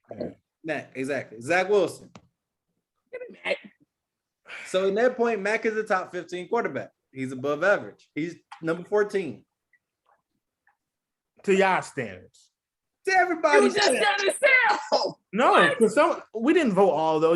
Some of y'all didn't agree with me. Even if he's not 15, he's 16. Still. Even then, to NFL standards, that's average. He's a top 16 quarterback. So therefore, if you got 16 quarterbacks and you just split that line down the middle, eight of them quarterbacks for 8 and 8, 8 of them 16 quarterbacks will make the playoffs. If you want to be honest, if you're gonna split that right down the middle, because it's 16 teams that can make the playoffs. You think that matters? You know, some teams make the playoffs even without good quarterbacks. Some teams make good. So you tell me every team that makes the playoffs has a great quarterback? You know what? But sometimes you don't need to be a great quarterback. Sometimes you just need to game manage. You're right. But I'm saying if he's not top 10, he's average. Or even top 12, he's average. Because he's just above average. Okay, even if it's just above average, he's not a needle mover for a franchise in my eyes. He's only been there for 1 year. I'm saying, even for what I saw for the 1 year, I just don't see it, man. If you give him weapons, I think he is. He's a rookie. And that's a big if for being with the Patriots. That's all I'm saying. I feel like, there's a lot of people you get weapons to, I feel like could thrive. But him specifically, I just feel like with the Patriots, he's not going to be able to get that. I'm not going to say wrong. Let's see what they give him. We'll see what they give him, but I still don't think he's – I'm talking about he's better than Kirk Cousins. He's not better than Kirk Cousins. Yes, he's not better than Kirk Cousins. If it came down to it, I would trust Mac over Kirk. Because that's what they let him just kind of like be in the back seat. Matter of fact, the perfect example is, and this strictly because Bill didn't trust his quarterback, even though that was just his game plan. He does this sometimes with bad weather games. But he threw the ball like 3 times in that game, and it was like icy and snowy. Josh, what you want to say? It's windy. It's cold and windy. Did you see how many times Josh Allen threw the ball? Did you see how many times they tried to kick that ball? That ball went where? No matter what the conditions is. Oh my God! I'm just saying that's an example of winning or losing with my quarterback, no matter what. But again, the Bills could have did the same thing to the Patriots that the Patriots are doing. The best thing the Patriots are doing was able to stop them. But they gonna win or lose with their quarterback. I'm saying that says a lot for trusting your quarterback. Okay, wait. Even if it's the wrong situation, even if it's the wrong, even if it's wrong. But that's one game. They let that man do that in New England when it was snowing and raining. It was that, so you want to bring up the same conditions. It was doing that same thing. I want to say maybe the Bucks or the Cowboys. One of them games it was raining, and they were still letting Mac throw that mug, and Mac was still able to put it in perfect places. Yeah, I wonder how many attempts that was. Look, but oh my God, you're not even a 30 attempt guy. So I'm at a question, Chris. Look, my point. Look, I'm gonna let you finish, Dre. My point is that he's not a franchise quarterback in my eyes. Because only reason I say that because think about all the other quarterbacks that's young. Because in that case, Joe Burrow basically had one season under his belt because he had an injury his first season. But he still showed. If we're gonna put it to that standard, I'm saying if we're gonna put it to that standard, he only played 4 games before he got hurt. Next season went to the damn Super Bowl. But at the same time, for Joe, he was in the NFL system for a year, so you give him credit for that. Yeah. And for 2, he had a really good receiving core when he came back. His line was trash, but you got to give Joe a lot of credit for what he was able to do with that line, bro. Yeah, that line, they almost got him killed. And now he has an all-star line. An all-star lineup. Who got an all-star line? The Bengals. Offensive line or wide receivers? Offensive line there. Are you kidding me? He's not. Oh my! You must not. He got sacked. No, I'm talking about. No. I'm talking about now. I'm talking now after free agency and everything. Yeah. Now, yeah. Man, we talking about last season. We was talking about last. Right? Look, you are here tripping, boy. Look, I'm saying, but even that should be even more reason why they definitely gonna have. Come on now. So yeah, look. Okay, so I got a question, Chris. Let me ask you a question. I want to ask a scenario. All right. Let me ask you. All right. So you need to get 5. Okay. Seahawks. Let's go Seahawks, Patriots. All right. At that point, Russell Wilson wasn't Russell Wilson. He is now. All right. So let's take Russell Wilson out. If you have Tom Brady and you need 5 yards and your running back average 3 yards after contact, and you're going to need a touchdown. Do you still run that ball, or do you die with your quarterback? You talking about in that situation of just you got Tom Brady at quarterback though, that's. And you need a touchdown. You need touchdown. You got Tom Brady. I feel like it depends on the line though. But okay, let's just say either way. You got the Patriots line. You got Tom Brady who's going to close, and you got. But me personally, I'm down with my quarterback. I don't care what the situation scenario is. All right, so I asked you that for a reason. I'll be not talking about the Super Bowl. You the same man that preached about LeBron making the right play instead of taking them shots when his team needed. You're comparing football and basketball. I'm just saying. You down with your quarterback. Your quarterback still got to depend on somebody else. No, because basketball. That's a dumb scenario. To win it all. That's a dumb scenario. Make the right play. That's a stupid scenario. Because you said first of all, if you have to listen, listen, let me talk. You said 5 yards, right? Yes. You know how much 5 yards is for a run? Your running back is. I don't care how many yards after contact. Anybody. Derrick Henry is one of the biggest niggas in the league. No, we know. We know Derrick Henry in between the numbers is not the best running back. His running back. You talking about numbers. But I'm talking about just pure size. He should be able to get 5 yards when you look at him, right? Yes. But why would I do that? First of all, I don't even care who the quarterback is. I'm gonna throw the ball. That's just me with 5 yards. Me personally, I'm not gonna run the ball. It's a different scenario when the Seahawks play the Patriots. I would have ran the ball. They threw the ball. That was stupid. You see what happened? But if that would have been successful, everybody been like, "Oh yay!" But that was not the right play. If it would have worked, everybody would have been like, "Oh, that's fine." But the fact that it didn't work, that's why they get so much shit for it. But I'm talking about your mentality. You're going to die with your quarterback, which is the most important player on the field, right? It's not all the time, but yeah, most of the time it is. Offensively, yeah. Right. So why would you not have the best player on your team, possibly the best player on the planet, take a shot to win the game? So you're really trying to cross this? I'm just saying it's not the same comparison though. It's just like, for example, Aaron Rodgers. Instead of running that ball in, he put the ball in the playmaker's hands who got him there the whole season. No, matter of fact, don't get me wrong. He should have ran that shit. I'm gonna give you an example of why that's a dumb assumption.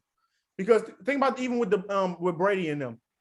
When they went overtime, James White was the MVP. Against who? James White should have been the MVP of that Super Bowl. Let's not count. Yeah. I'm saying, but White won them the game. Yeah. Yeah. Brady's the one throwing the ball, but they're doing the play. James White. Yeah. James White. Bro, for example, they do this all the time in football. You might be like, what, the 1 yard line, 2 yard line. You might have your best receiver. It don't matter who the quarterback is. You line your best receiver out there, go one-on-one, and do a fade. That happens all the time. Absolutely. They're living and dying by that. But you're comparing basketball and football because, LeBron would be the best player. All right, that's how I know you're so fixated on LeBron. You literally brought this conversation in randomly. Because when you said I'm down by my quarterback, I'm like, I want you to die about the best player. You must have been growing on that the whole time. You couldn't wait to ask the LeBron. When you said I'm down by my quarterback, my mind just said, well, what the hell is the difference with basketball? No, that's like for the Suns. Booker should take the last shot, right? He should take the last shot. But sometimes with CP3 being the point guard that he is, sometimes it's not necessary for him to be for Booker to be the person to take the last shot. Why should Booker take the last shot? He's the best player, right? If you're going by your assumption. But whoa. It's not always a scenario. He's fucking different. That's different. That's Chris Paul. That's Chris Paul. How is that different? Bro. If that's the case, if we hold Anthony Davis to such a great standard the way we do, because when you say when healthy, that Davis should be like top 5. He is top 5. Right. So people gave them stuff like basically for him taking that shot in the bubble against Denver and not being LeBron. If he's that good, why can't he be the one to take the last shot too? Whoa. Davis is top 5. LeBron is what? What? Oh, so basically you saying just because he's like no. Because he's top 2? And then let's talk about that play. That play, according to Rajon Rondo, was for the who? It didn't work. LeBron didn't move. Bro, okay. Here we go. Bro, Rondo said, I locked eyes with LeBron. Now, can I ask you a question? What's up? What topic were we just talking about? Oh, now he want to switch it to that. No, I'm saying, what topic? You see what I'm saying, bro? Now he want. All right, look, we're going to go back to football. If that's the case, I'm saying, bro, that's when I say, like, coaching, you're basing off the player. Sometimes coaching is the main thing. Because you can run a play for somebody and they be a decoy. That happens all the time. It's like for Jordan. He was a decoy and he gave the ball to Kerr and Paxson. Chris, for that play, LeBron James did not move. He didn't move. He didn't run away from the ball. He didn't set a screen. But I'm using the play you're talking about. That's what I'm saying. Okay, good for that play. All right. He could have probably got the last shot. You know what I mean? Plays clutch moments he had in his career, and that you call him not clutch. But just because sometimes he passed the ball to somebody that's wide. Think about the game against Miami. Danny Green wide open. Why can't he get him the ball? He missed. If he would have made a shot, you wouldn't even be talking. I still would. You know me. That's because you just you know me. And that 1 minute left, and it's a close game. I want him to take over. So you want him to take a shot over like 3 people instead of giving it to the open man. Kobe did it. That's Kobe though. God rest his soul. Jordan did it. That's stupid. If somebody's wide open, Tim Duncan would have did it. Shaq, but if somebody's wide open and people like you, they got the ability. Okay, let me ask you a question. Devontae Adams 1-on-1, top of the key, or you gonna take your slant wide open in the middle, or you throwing it to DA? Just ask your question. It depends on personnel. Say it again.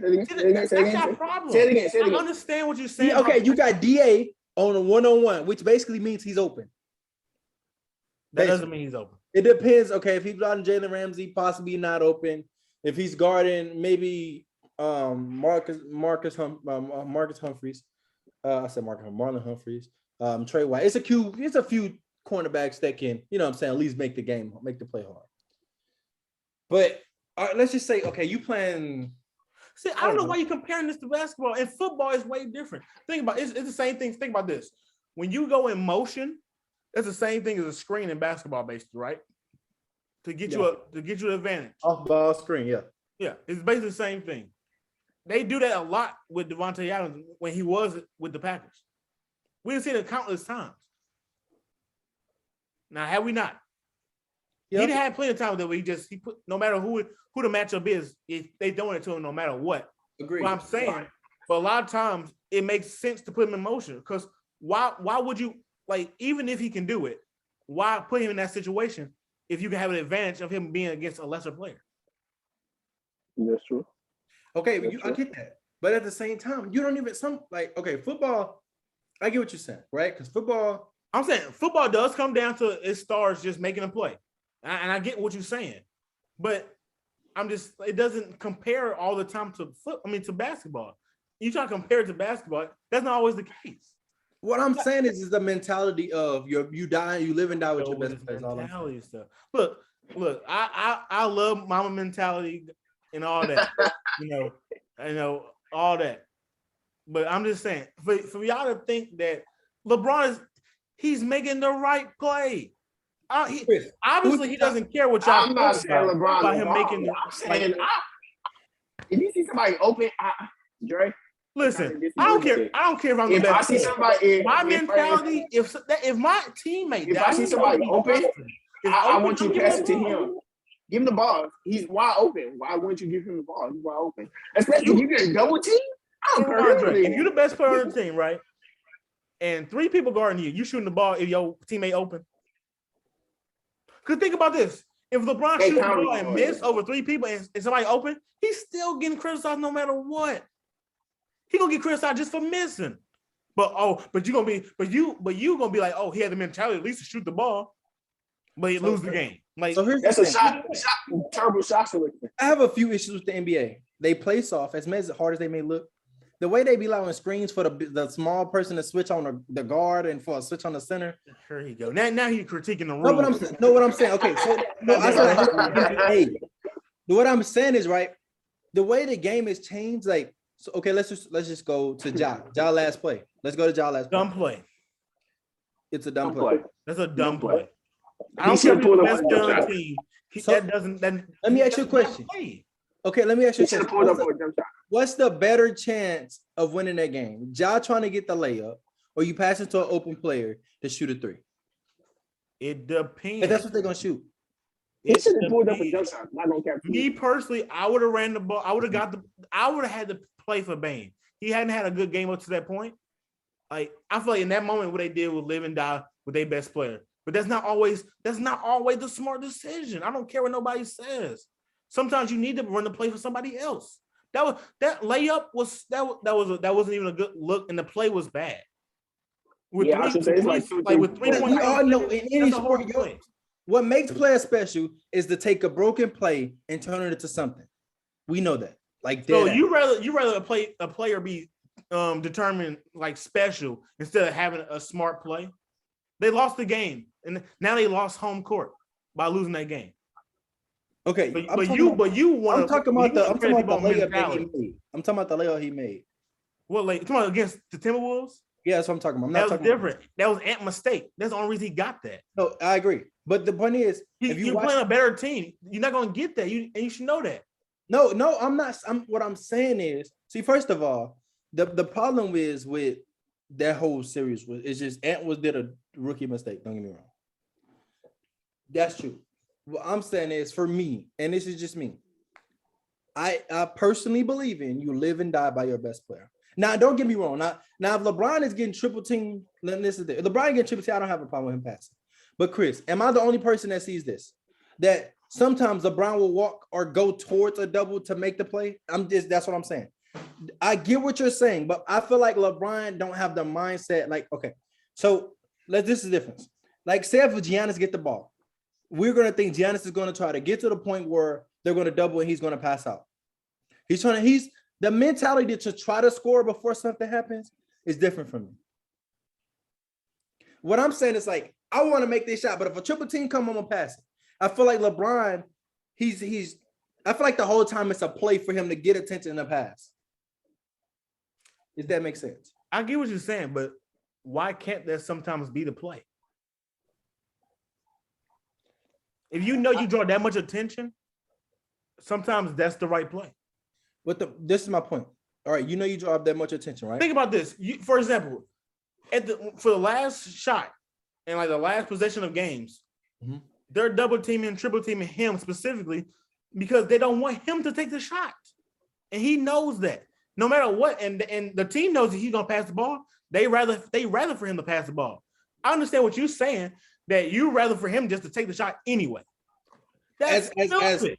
On his side. That's stupid. I don't care. Listen, man. I don't care how many clutch shots Kobe or Jordan or whoever else made. A lot of those shots was still stupid. They made them. Matter of fact, I'll give you a perfect example. One of your favorite players, Melo, right? He take a lot of dumb shots when he was with the Knicks. He made them though. He made them, right? But they was. But guess what? Guess what he got? Y'all see that highlight versus the Bulls? Guess what he got? No rings for that. Okay, yeah, he got no rings because he didn't have Ray Allen in the corner to hit a three. He never teamed up with the ring Chris Bosh. He never teamed up with Kyrie. Come on now, we gonna go into a whole bunch of things. He got a ring because bro, you feel me? That's the only reason LeBron got rings. Is that what you're saying? That's not why LeBron got rings. Oh, so no. Okay, now you see what you're doing right there. He's counting that one little shot. What about the block? Okay. The shot. Let me help you. Coming back from 3-1. When Ray Allen hit that shot, who shot the ball? LeBron missed. But okay, that's the end of that series. That's the end of that series. No. Hey, who hit the shot against Steph Curry? Kavion, you see what he just did right there? But he want him to be the one to take the shot, right? But you don't give him credit for taking the shot, even though he missed. But also make it. Oh, was he double? Chris, was he double? On that shot. So you basically you're faulting him for missing a shot hit it. That's all I'm saying in the first place. Kobe hitting that. Oh, so Kobe just hitting that, right? All right, so look. All right. So you want somebody? What is it okay if Kobe does it? Kobe does what? If he missed the shot. If he missed the shot. I don't care if Kobe shoot over three players. It's the good play for me. But I'm saying missing the shot. You're faulting him for not only not taking certain shots, but Okay, so shot, he got to make the shot too. Sometimes you miss shots. Okay, wait. So me saying something about him missing was more about the fact that why he won the ring. I was sending off Ray Allen off shot. That's what I was saying. That happens. I wasn't faulting him for taking the shot. I'm saying he took it, and the only reason he won is because Ray Allen made the shot. That's what I'm saying. First of all, he won it because Chris Bosh got the rebound. A rebound don't matter if he don't hit that shot. He stepped back into the 3-point line. You're right, but he got to get the rebound first. But anyway, listen, the point I'm making is he's faulting him. He's faulting him like he's double faulting him. He's basically saying he's wrong for not taking certain shots. And then when he do take the shot, oh, you're wrong. You didn't make the shot. You know how many people miss shots? Bro, I'll use that one instance and I said that's why he won a championship. I never said LeBron. Then you said Kyrie shot. Did you not? He had to come back from 3-1. Did you not see the performances he had? He led in every damn stat category. Hey, Chris, let me ask you a question. All right, come on. Put up 50 points in a loss. Does the 50 points matter? No, not to me. All right, then. So his stat line wouldn't have mattered if Kyrie Irving didn't hit that shot. That's different, though. Himself. But that leads up to the first. Okay, think about this. When he scored 50 and JR made that bonehead ass play. Yeah. I'm saying they would have won the game possibly if that doesn't happen. So but we're gonna fault LeBron and the Cavs for losing. All right, this off subject, but have y'all seen the podcast when JR explained it? Yes. Yeah, I've seen that. So it's kind of messed up how they did him because really they had a timeout and nobody called it. What are you talking about? Did you not see the man signaling for timeout? But no, that's the thing. JR was like, that's what, remember how after that LeBron was like, do we got a timeout? Do we have a timeout? He got mad because they had a timeout, they didn't use it. Did you not see him signaling for timeout? Well, I don't know about that. I'm just saying like JR got hung for it. And the point was they supposed to call a timeout. No, I get what you're saying. But at that LeBron, he was trying to get the ball and then he was also called for a timeout. But they called it like super late, one. But I'm saying that's on the teams too, like the coaches. They should call a timeout to bail him out. I was just saying JR got hung out for it when it could have been way different. But it's still, and I don't care what he say. At that point, you gotta know your timeouts. He got the ball, ran and did all type of shit. Like, what are you doing? Call a timeout immediately. Like I get what he's saying. Like it's mad that he got to like take the rep for it. But you're a professional. You gotta know how many timeouts you got. Call the timeout. Yeah, I agree. But look, I'm not faulting LeBron for taking that shot that missed when Ray Allen hit the three. I was just saying the reason he won that championship is because of that shot. That's all I was saying. All right. All right. No, it's funny. I'm glad you said that. Even if you take those 2 championships away, he got 2 in. Still, I got another one. Still more than Melo. In the bubble, if Anthony Davis hit that Kobe, that was another one gone. All right. Then he gonna probably be like, oh, then he gonna probably be talking about OKC being young. He always I brings ain't saying about that. That was perfect. He's supposed to whoop their ass. Well, I don't got time for him. His guy Melo still got 0 rings. He an onion ring. He's an onion ring. I can say that. You're right.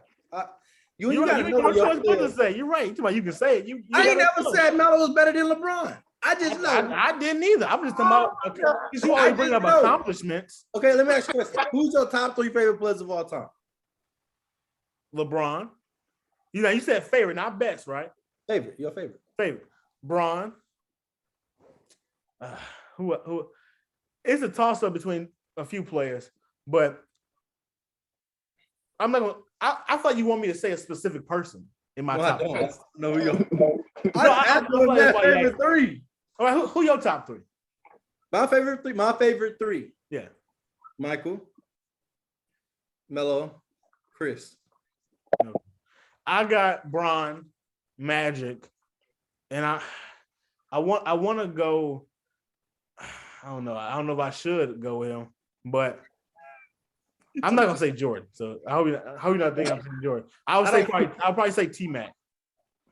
That's your favorite. I asked you for the best players. Yeah, my favorite. Yeah. All right, that's all I'm asking. That's all I'm asking. Oh my god, Chris, you ask for no reason. You just want to know. Stop being nosy. Well, I want to see what your mindset is, right? Because when you said LeBron and Magic, it makes sense on the type of player that you would be if you're playing. Yes, Magic. If I played basketball, I'm a facilitator. That's why I like getting my teammates involved. I don't care if I'm the star. I want to be a star, getting them involved. I understand. If you're I know your mentality. You want people to shoot bad shots and shit. That's why no. I want dogs. I want when I need a bucket. You can be a dog and lose. You can be a dog with a facilitator. You can be a dog and lose. He want dogs. You know how many dogs get taken out back and shot? That's why Chris, the number 1 dog on my list, got 6 of them. That's all I'm saying. But your favorite player is Melo, though. Yeah. How many do you have? Okay, that's fine. Listen, when you first start watching the game, let me ask you a question. When you first start watching the game, do you pick a player that's a seed or you pick a player that catches your eye? It catches my eye. All right, then. That's what it was for me. I fell in love in the game with basketball when Melo's with the Nuggets. I'm not knocking. And look, I can admit that Melo's not better than KD. He's not better than LeBron. He's not better than Giannis. No, I can say that. But my favorite player, I can admit. Yeah. Now, only thing I give him is probably scoring over LeBron. LeBron scored just because he's just that good. He didn't have no choice. But he honestly would probably rather not score. And that's the type of person I am. I would love to be just passing all day. I score when I need to and want to, but I'll pass. I love passing. See for me, and I think that's why I like Melo, because if it's me, I want to go for 50. Like, I'm not gonna lie. That's great. Some people want to go for 50. I'll get 20 assists. Only reason I would say I loved Kobe. Kobe was never like one of my favorite players, but I've always loved Kobe. But to me, it was like Kobe took too many shots sometimes, right? So that was my thing. He took game 1. Just want to throw it in. Yeah, I seen that. Kobe took too many shots. That's for me. Derrick Rose is really like, if he just kept going, he was gonna be my guy. I ain't gonna lie to you. Oh, that's why I like Ja Morant so much. No, I don't like him. I really don't like Ja like that much, to be honest. He can't shoot. It's Ja lack of ability to really shoot the ball that makes me not like him. Oh, but you still pick him over Trey, of course. You always call him Mice Trey. But I would. But you would have to do a whole nother thing to get on this Trey Young Trey boy. got a shot. I'd rather have Trey. Trey can shoot. Trey. I'm not saying Morant is not explosive. I'm not saying that, but I'd rather have Trey sometimes. Okay. Let me ask you a question. Would you rather have Giannis or KD? Giannis. Because why? Giannis' ability to score and defensively. I know. I just personally think Giannis is better all around. That too. But I really have Giannis. KD a dog. He can score, but like I feel like it's more. But defensively, I feel like Giannis cannot have an off night because you can't stop him from getting from there to there. KD, you do enough. Yeah, he's like 6 foot. Look how big he is. Yeah, he better. How big he is. You see that man jump the other game? That man jumped from like, inside dude, they call him Greek Freak for a reason. Like he should be able to score no matter what. So for me, the job ability to get to the rim and to get to the rim is why I'm picking him. But what you just said. We've all seen with shooters, and I'm a Melo fan who can shoot. We've all seen with shooters that people have been able to take them out the game, but players that can get in the paint when they want, LeBron James, for example, it's very hard to stop. I hate when people say that. When LeBron at this stage cannot really get to the he can't. No, I'm talking about his career. I'm not talking about now. People still be playing LeBron soft. You can't even lie. They are like when he going down the lane, he the old Bron. No, yeah, they hacking, but they be hacking Bron. But it's like whatever. But they get away. They've been getting away with too many fouls this season. I feel like on Bron. No, don't start that. Don't. I'm just saying. That's another situation right there. I think if he ain't flop as much, he'll probably get more calls. That's all I'm saying. Here you go. He called him King Flopper. All right. I ain't gonna count. I do feel like Bron flop a lot. You know how many people, bro? That I'm saying he think he flops like excessively. How many people flop in the league? I'm not saying it's a good thing. I hate when people flop. And I even hate what Bron do. I get on him about it. But I'm saying I get on like you be calling him. Hey, I wish I could. But I'm just saying. But like, you know how many people flop? I hate flopping. Like, I just hate that the game even got to that. I thought they were gonna start finding people. I guess they stopped that. But I ain't seen in a while. Yeah, but I don't know. I hate it. Like even like Marcus Smart, he's to get fined for flopping. And the thing is, he can actually play defense. He just flop for no reason. But yeah, I don't know. All right, we got like 2 seconds left, 10 seconds left, whatever. But that's the end of the pod. We're gonna have to save something for next week because we'll be on here. We did 3 different ones, so hour and a half. So we'll be back next week with more. Yeah, I definitely got more to say next week. So we're gonna talk about Trae Young. Yeah, we're gonna have this. He got Trae Young. That's what I'm gonna say right there. Yeah. All right, y'all. All right, y'all. All right.